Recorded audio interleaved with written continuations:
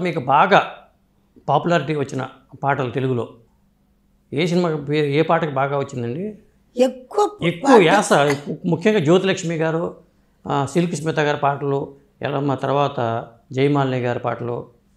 జయమాలిని ఇప్పుడే కదా, అప్పుడు విజయలలిత, జ్యోతిలక్ష్మి, కృష్ణ గారి పిక్చర్లో అవును మొనగాడు వస్తున్నాడు జాగ్రత్త, అందులో కంప్లీట్ నేనే. ఓకే. తర్వాత మన డైరెక్టర్ ఉన్నారు కేఎస్ఆర్ దాస్ గారా? కాదు కాదు కాదు, అది పెద్ద డైరెక్టర్. అతని పిక్చర్లు అన్నీ తాత మనవాడు తీశారే, దాసనారాయణ గారు. వాళ్ళ పిక్చర్లు అంతా నేను పాడాను. ఇలాగ పాటలంతా వచ్చింది.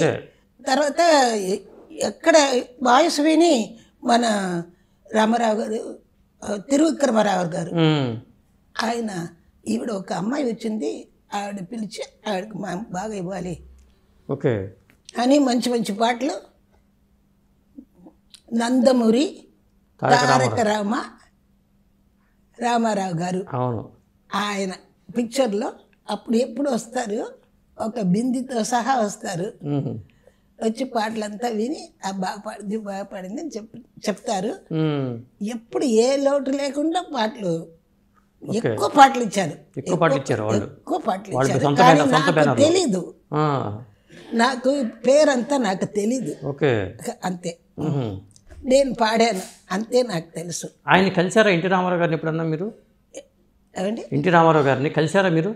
అవును. మొదటిసారికి ఎప్పుడు కలిసారు? ఎప్పుడంటే అప్పుడప్పుడు మేము రిహార్సల్స్కి వెళ్తున్నాం కదా, అప్పుడు రామారావు గారు వచ్చేస్తారు. ఓకే.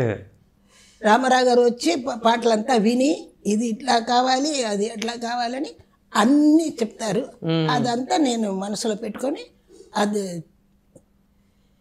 నాకు తెలిసింది గొప్పగా పాడానని ఆయన చెప్పారు, అదే నాకు తెలుసు. అదే అంటే మీ వాయిస్లో ఒక ప్రత్యేకత ఉంటుంది, ముఖ్యంగా అలాంటి వాళ్ళకి జ్యోతిలక్ష్మి గారికి కానీ విజయలలిత గారికి కానీ ఆ ప్రత్యేకత, అది ఎవరు గుర్తించారు అసలు దీన్ని, ఆ ప్రత్యేకతని? ఇది మీ వాయిస్లో ఉండే ఈ జ్యోతిలక్ష్మి గారికి కానీ పాడించవచ్చు అని తెలియదండి నాకు, అదంతా తెలియదు. నా చిన్న ఆవిడ, నేను చిన్న ఆవిడ. ఏది వాళ్ళు ఇస్తే, ఏ పాట ఇస్తే ఆ పాట నేను కరెక్ట్గా గ్రహించుకొని అది పాడేస్తాను. ఓకే. అంత అప్పుడంతా ఒక సాంగ్ ఇప్పుడే నేర్పించి ఇప్పుడే తీయాలి అలా కాదు, ఒక పాటకి రిహార్సల్స్ అది మాత్రమే అవుతుంది. ఓకే.